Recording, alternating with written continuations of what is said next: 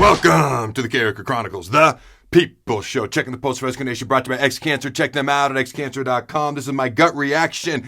Man, it feels weird to be doing a gut reaction in the studio, but my gut reaction to Matt Rhule's first ever press conference being announced as Nebraska's 31st head coach here at the University of Nebraska. Now, Trev opened it up, as you might expect. AD Trev Alberts, he talked about this might be the longest head coaching search in University of Nebraska athletics history. Now, he talked about, he didn't want to say interview. He said interacted with 13 different coaches, some of them multiple times. And really, they used an independent firm, and they tried to use as many analytics as they could to try to get the best man for the job. Okay, and there was three things he was really looking for that he talked about, right? Trev wants Nebraska to be the greatest development program in the country. He wanted to bring in someone who could develop players. Number two, he wanted toughness, the toughest team in the country. Someone who believes in toughness. If you listen to Matt Rhule talk at all, he probably mentioned the word toughness about 43,000 times today. And last but certainly not least, Trev Alberts wanted an identity. We haven't had an identity here at Nebraska for way too long, but he wanted an authentic leader, integrity, a culture builder, a process-oriented coach, and a detail-oriented grinder. Okay, and he said Matt Rhule was always his 1A. Now, when Matt got up to speak, Coach Rhule got up to speak, he talked right off the bat how his wife, Julie, told him. He brought her up several times. I got the feeling that his family was uber supportive, not just of him coaching again when he doesn't have to, at least for a while, but coaching at Nebraska, especially his wife. He said his wife, Julie, said, this is the place, this is the right fit for us. All right, they were looking, Coach Rhule and his family, and what he was looking for, they were looking for leadership and alignment, something he brought up on College game day, from the chancellor to the president to the AD to the head coach. Okay, and that was something he was looking for. And where it hasn't worked out for him in the past, he said, I've learned from that. You got to have alignment. He also talked about the players, the coaches, and the fans having one alignment as well. He said, you want to fail? Have everyone stand around and just watching and expecting it to fail. You want to have success, whether things are going well in the process or not, everyone moving in one direction is one alignment. Is how you ultimately have success. I paraphrased a little bit, but that's basically the gist of what he said, and I freaking loved it. Now, he had one basic message at the beginning, and then obviously answered a bunch of questions. We can absolutely do it. Talking about having success here at Nebraska. It may take time. It will be hard, but we will get it done. All right. Now, he said anybody can lead. Talking about leadership. Anybody can lead when it's easy. A true leader leads when it's hard, and he's honored, okay, to be the next leader here at the University of Nebraska, talking about the Husker football program, that is. Now, he said, I'm a day-by-day guy. I'm a process guy. Don't worry about 3 months from now, worry about tomorrow. He said when he got fired at Carolina, the next thing he focused on was taking his kids to school the next day, and then the next day, and the next day. And so that's something he tells his players. That's something he believes in his own life. And he wants to build a team that's tough. Build a team that works harder than anyone else. I've seen multiple videos online where he mentions outworking other people, okay? Outgrinding other people. All right, now he wants to be a team that people are proud to watch. That line stuck out to me like, I don't want to say a sore thumb, but he wants to have a team that people are proud to watch. Now, it may not be fancy. In fact, he said, we're probably not going to be fancy. We're going to be an old school team. He said, you can't win. If you can't win, the line of scrimmage. Ding, ding, ding, ding. Preach, all right? He is the son of a preacher, but I digress. He said, they want to recruit, all right, people who want to be Nebraska men. He wants to recruit people who want to wear the N. Now, he did say college football's evolved, and it evolves with the times, and you got to be able to evolve with the times as well. And then he said, before you open it up for questions, I will do my utmost best to respect the Nebraska traditions. Now, throughout the course of these questions, he was asked several things. In response to one question in regards to development, he said we had 24 players from Temple and Baylor that he coached that are in the NFL right now. None of them were 4 or 5 star guys. Now, when asked about Mickey Joseph, said he's reached out to Mickey Joseph and looks forward to talking with him. That's as far as that answer went. We'll probably know more here in the near future.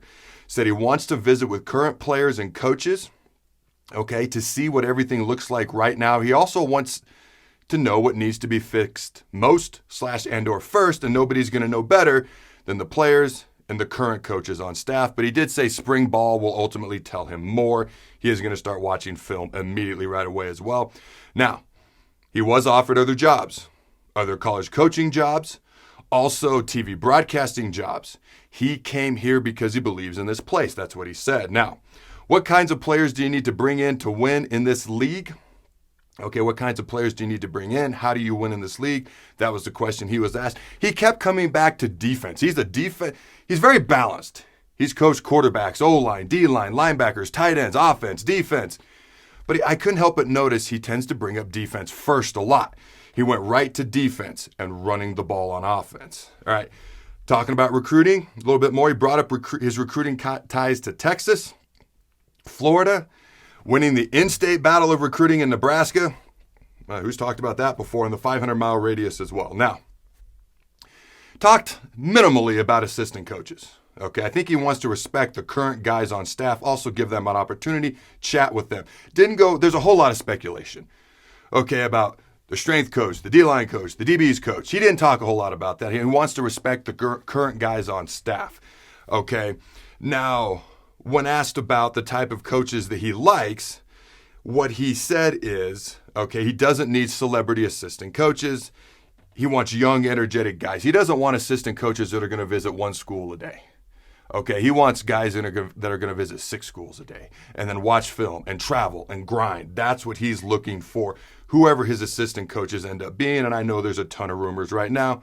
We're all aware of that. He didn't talk about it much, so I won't either in this current video. Now, he talked about he's not afraid to coach players hard as long as they know you care about them. When asked about a timeline, when did you start talking to Trev? When did you start talking to everybody here at the University of Nebraska? He deferred to answer. He didn't want to get in trouble, and I'm not going to lie. As soon as that was asked, I was like, oh boy, I've been on both sides of this mic. I know how that goes, and I thought it was a smart response on his part. Leave that up to somebody else to answer. All right. Now, his son, okay, was one of the members of his family that told him to go coach at Nebraska, as I mentioned before. But he also mentioned he doesn't want to move his family every 3 to 4 years. And I know one thing I've brought up and other folks have brought up is, hey, he doesn't stay places longer than 3 to 4 years. He specifically said in this press conference, I don't want to keep moving my family every 3 to 4 years. So that sticks out to me, and I like hearing that. All right, hopefully 3 to 4 years from now, we're like, man, we want you for another 25 years. That'd be awesome. All right. Now, he has met with the players, not the coaches just yet. He wants to do that this week, and he has called and texted with some of the players as well. Okay, has spoken with Coach Osborne as well, said that was a bucket list item for him. He grew up watching Penn State play Nebraska. In 94, he was on that Penn State team that went undefeated, did not win a national title. He got emotional talking about some of these things. I might add his childhood. Nebraska kept bringing tears to his eyes because Nebraska kept beating Penn State, whether it's the 83 kickoff classic, I think it was 44-6 Nebraska won, or Nebraska beating them out for the national title, both teams undefeated in 94. But I think he was emotional to be a part of Nebraska now, a team that he had watched up that had brought tears to his eyes by beating his favorite team, which was Penn State, and now he's a part of that program, which is Nebraska. When asked how he defines success, again, he's a process guy, okay? He said it starts by being a tough team. It starts by being a tough team. He kept bringing up toughness over and over as well. Okay. Now, my final thoughts on the hiring of Coach Rhule. Now, there were 13 coaches that were interacted with, talked to, interviewed, however you want to phrase it. I know some of them were like Chris Kleiman, Lance Leipold, Dave Dorn, Bronco Mendenhall, Luke Fickell. I will say this, Lane Kiffin did seem kind of disappointed. Read into that whatever you want. I know there was a point in time where Coach Rhule probably wasn't going to coach this year, okay? And he talked about how he missed it. I mean, he's getting paid. He was getting paid $40 million to not coach by the Carolina Panthers. And the rumor at the time, which has been confirmed by people I know, there was only 2 schools he was interested in looking at the time, and Nebraska was not one of those schools. He was only interested in going to schools outside those 2 schools where he thought he could win a national title. He's here. Okay, at first he did say no to Trev. Trev circled the wagons, okay, got a better offer together and a more in-depth plan. Okay, and obviously Coach Rhule is here. Now, despite what some pundits might think, Nebraska has a lot to offer a coach, and this proves it. He didn't have to coach this year. Okay, he obviously sees something, sees a lot of something, sees a lot of things here at the University of Nebraska. Okay, this is clearly the coach that Trev wanted, and Trev clearly has the support of the boosters. Initial impressions, I've spent so much time researching this guy the past couple of days. It's insane. It's almost awkward how many videos of this guy I've watched. But anyways, he almost seems to be the opposite of Scott Frost. And you can take that as bad, you can take that as good. It's my opinion. He seems to be the opposite of Scott Frost. Frost was great with X's and O's. He was a bad leader of human beings. Rhule seems less focused on X's and O's and more focused on building an actual culture. Actually building a culture of toughness and leadership and doing the extra things.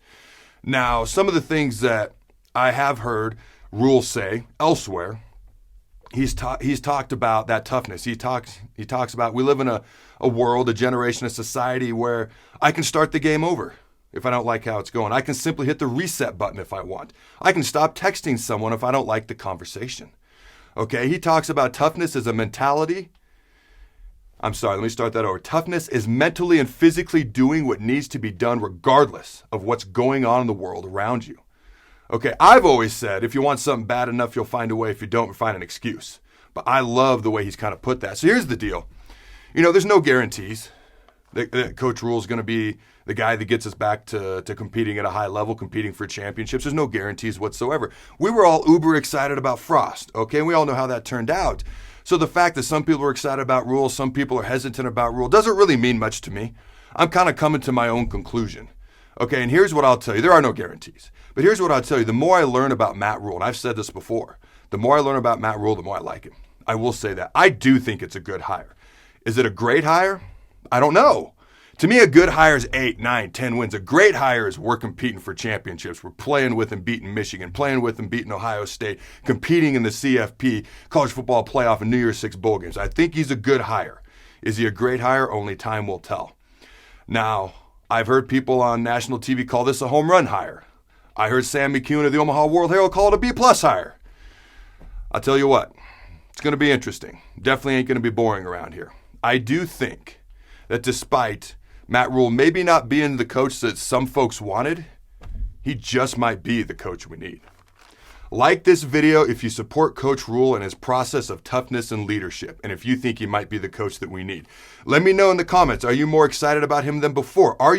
If you're more excited, why or why not? And how long before we get back to competing at a high level? Go Big Red, throw the boom. This show is brought to you by XCancer. Join the fight at XCancerStore.com and support your loved ones, your neighbors, and cancer fighters all over the world and help them gain access to revolutionary treatments. XCancerStore.com has a wide variety of t-shirts and merchandise supporting a wide variety of cancer battles so you can show off the colors that matter. Proceeds from each purchase not only help those at home, but also cancer fighters in Tanzania, Africa.